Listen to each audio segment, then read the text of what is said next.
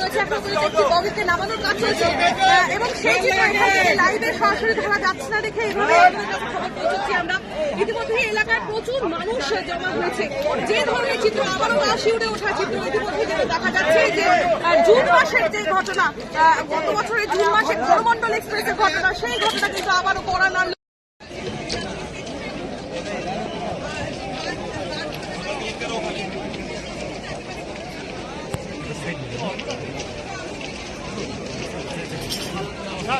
No.